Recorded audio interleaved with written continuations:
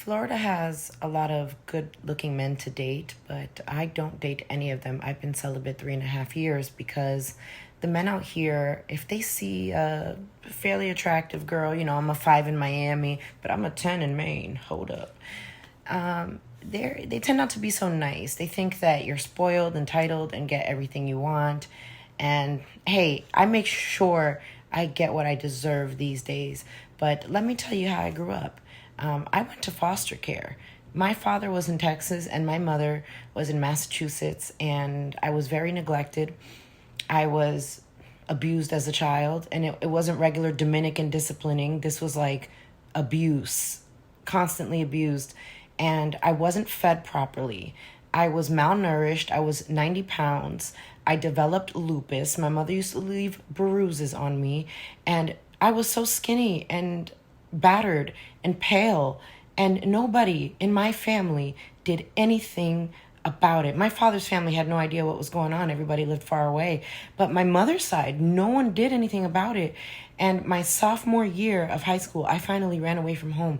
It took my mom about a month to decide to call social services, and it took them about 3 months to finally catch up with me.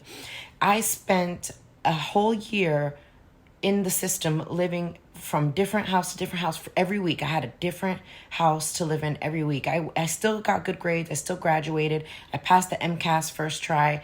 I defeated a lot of odds that people or kids with both parents or one parent in the household couldn't beat. I didn't have any teenage pregnancy going on or anything like that.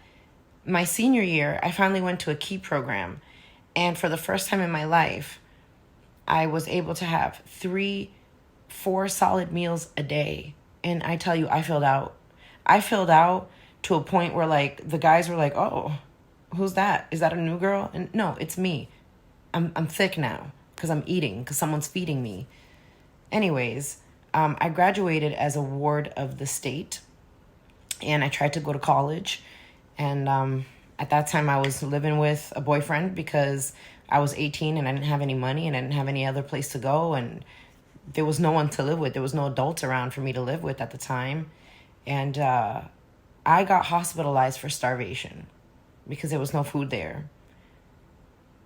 And I did place that call to my mom and ask her if she could help me out with some food because I was in college. And she said no, because you're giving your ass up for free. Anyways, I eat whatever I want now, because as God is my witness, I'll never go hungry again.